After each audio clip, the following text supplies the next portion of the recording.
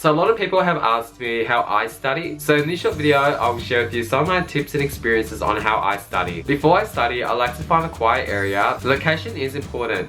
You want to find a quiet area and a place that has good lighting. Personally, I like to study at the library. Not only is it quiet and has good lighting, but it also has all the resources that I need to do my work and assignments. Tip number 2 is creating an action plan or priority list.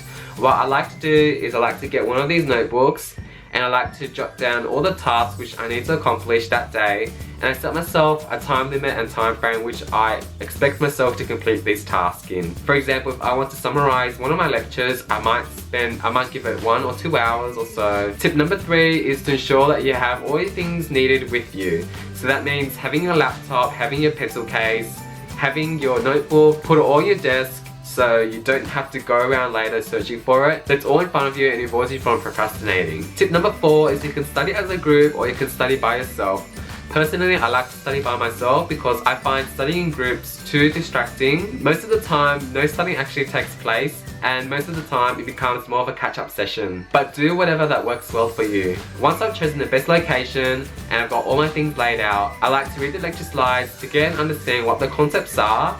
After that, I then like to refer to the textbook and read through the chapters of the book and read the summary to see if I really understand the concepts, and if I don't really understand the concepts again, I can read over it again and see what I don't understand. And once I've done all of that and everything's still quite fresh, I like to summarize my lecture notes, and I often do this every week to ensure that I'm on top of everything, and also helps to minimize stress later on throughout the semester. And if there are any diagrams, I personally like to redraw the diagrams again and make small annotations next to it. I personally find it really helpful to make the content sink in and to gain a better understanding of the key concepts. And that's how I like to study. This routine has helped me move from a credit average to a distinction average, and I hope these tips will help you out and help you improve your grades whilst you're at uni. Ultimately, in the end, do what works well for you.